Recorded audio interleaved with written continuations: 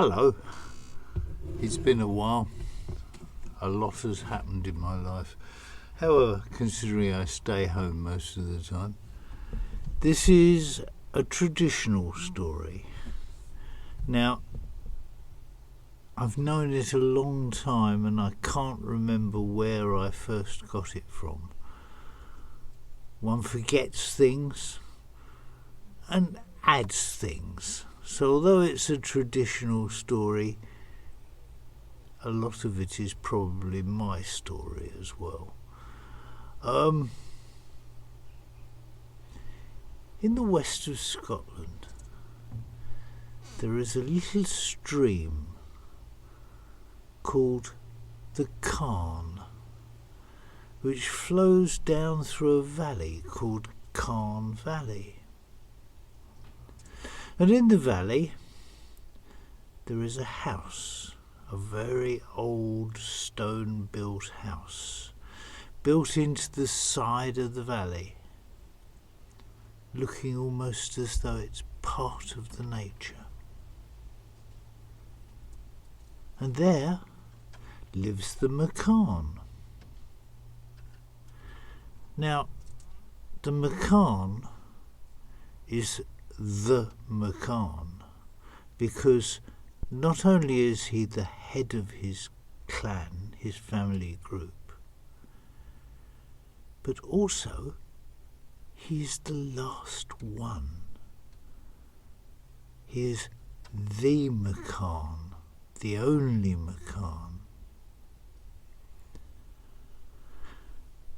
This saddened him a little, but he got on with his life. He had a small field in the south-facing side of the valley, and he grew some spelt for his bread, and oats for his porridge, and various vegetables. And he fished a little, though he was never greatly successful at that. And although in some ways he was very poor, in others he was rich. He lived in a beautiful place. He answered to nobody except his clan chief, whom he rarely saw. And he owned a knife. It was a beautiful knife, much bigger than your ordinary pocket knife. Not quite a sword, but going that way. And it was so useful. It was the only piece of iron in the valley, but he used it for everything. He carved out the spade that he dug his garden with. He made the plough that he ploughed his field with. Everything. One day, the Carne was up on the cliff at the edge of the valley, and as he looked down, he could see that where the Carne, the stream, came out into the sea, there was a long sandbank, and sitting on one side of the sandbank, basking in the sun, was a huge seal. That'd be good, thought the McCann. I could salt it down. It would last me all winter. And he quite quickly came down the hill and crept along the other side of the sandbank, keeping low so he couldn't be seen. When he got opposite where the seal was, he leapt over the bank and plunged his knife into the seal. But it didn't work. The seal rolled over and plopped into the sea, and the last he saw of it and his knife was as they disappeared under the water and off out to sea.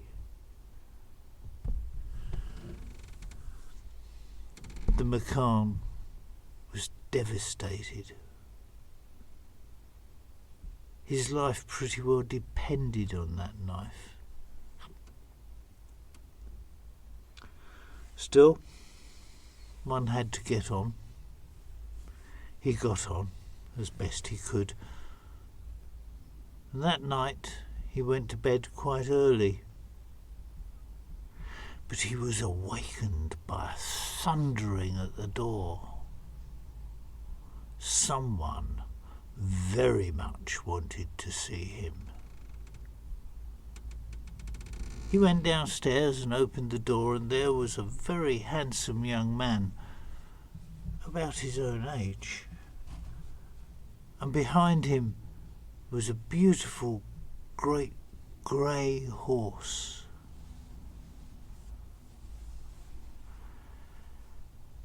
"Quick, come," said the young man. "You're needed."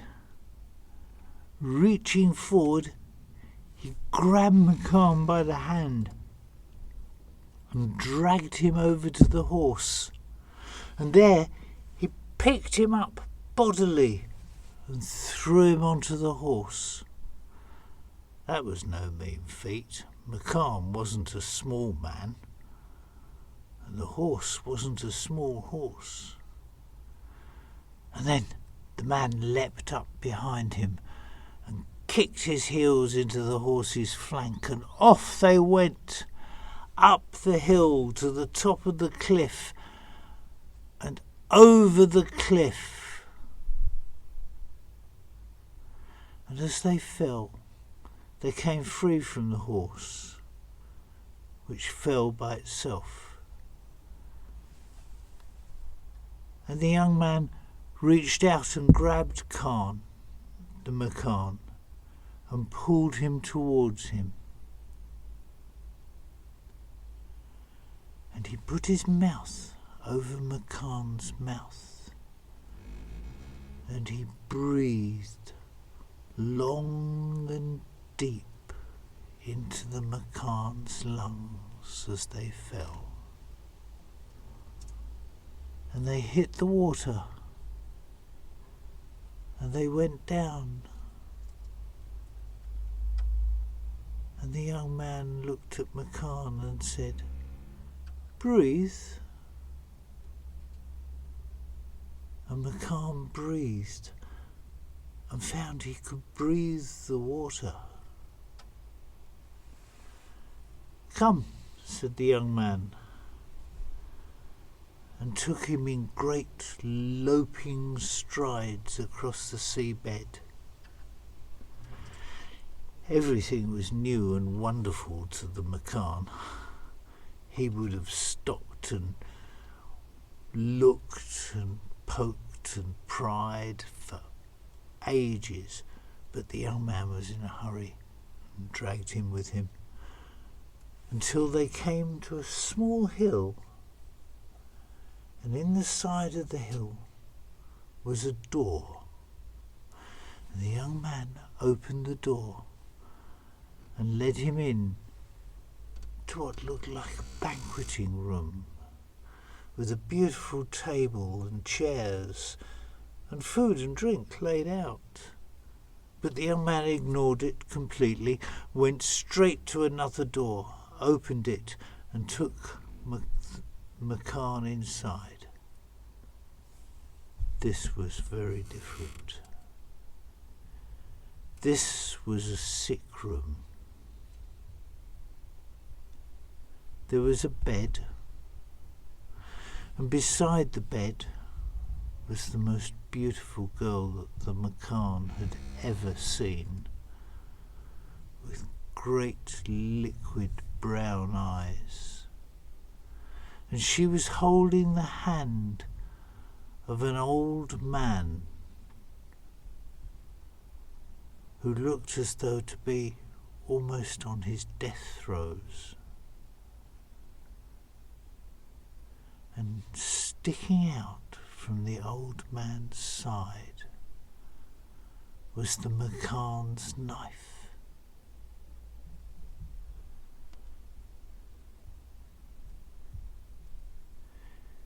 You put it in, sir. You're the only person who can take it out. You're the only person who can heal. Please help our grandfather." The McCann went over and took the hilt of the knife and pulled, and it slid perfectly easily and gently out of the wound. There was a drop of blood starting to come, and McCann was worried for bleeding, held the wound together with his other hand, still holding the knife. And as he held it,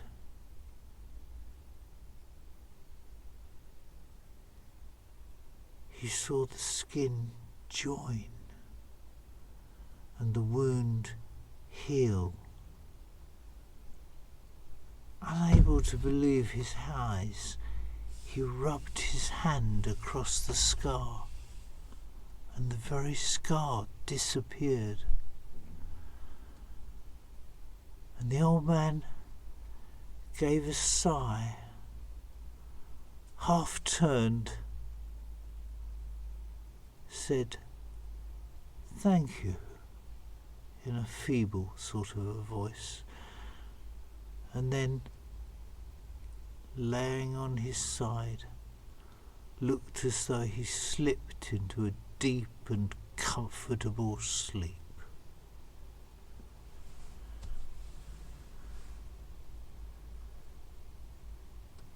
The young man and the young lady, took the McCann out into the other room, and there they sat at the banqueting table, and they talked and talked and talked. But before the dawn came, the young man took the McCann and led him across the seabed until he found himself standing ankle deep in the stream of the Carne. He walked back up to the house in the dawn. It had been a long night, but he had his knife, and he had friends. The world was changing for the McCann. The world did change for the McCann. Soon after that, his fishing skills improved no end. He had a surplus of fish and was selling them to his neighbours. He accumulated a little pot of money, actual money. And then, one day, he went to the priest and he said, "I would like to get married. Would you post the banns for us?" And he paid the fees, and he gave the priest the maiden's name. And everybody was a little puzzled, because they'd never heard of her before, and there everybody knew everybody. Come the wedding, they came along to see, and she was the most beautiful girl with deep liquid brown eyes.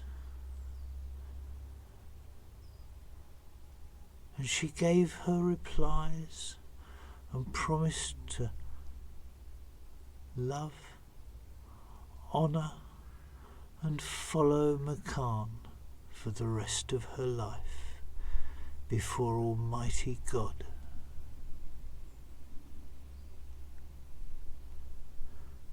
The priest had been a bit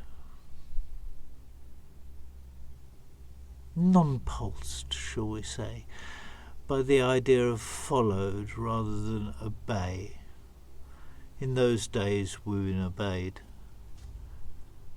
But as the Macan said, in your flock, which would you prefer? A man who obeyed the word of the church, or a man who followed the word of the church? It denotes understanding. And the priest had to agree. He'd had his doubts slightly about the young lady as well.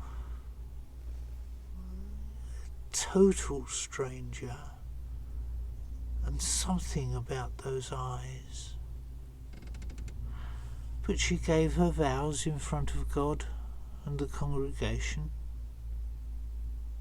They were very happy for her.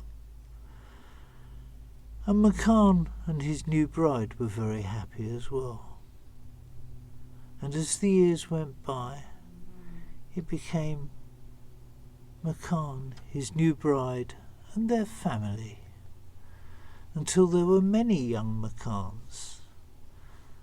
Some stayed on in the Carne Valley, others went out into the world.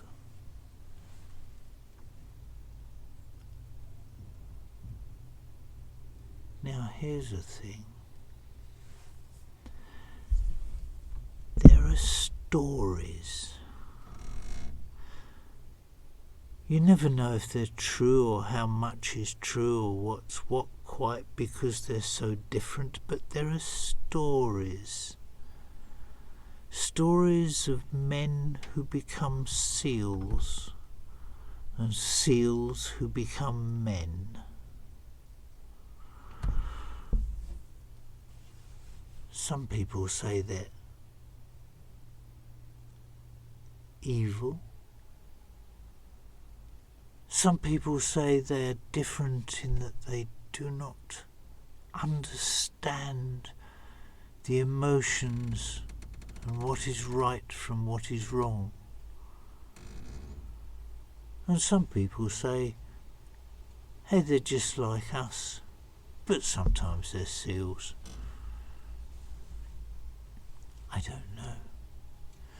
But one of the things that is said about them is that they always leave before dawn, no matter how deep the conversation. And that when they have gone, where they have been sitting, the seat will be wet with salt water. So if ever you meet a Macan and you get into a good deep conversation, but he leaves before dawn, maybe feel his seat after he's gone. Just from curiosity. Thank you very much. Do let people know that I'm here. Do remember there are 50 other videos if you press on videos on my website. I shall probably come back with another story fairly soon. Bye bye.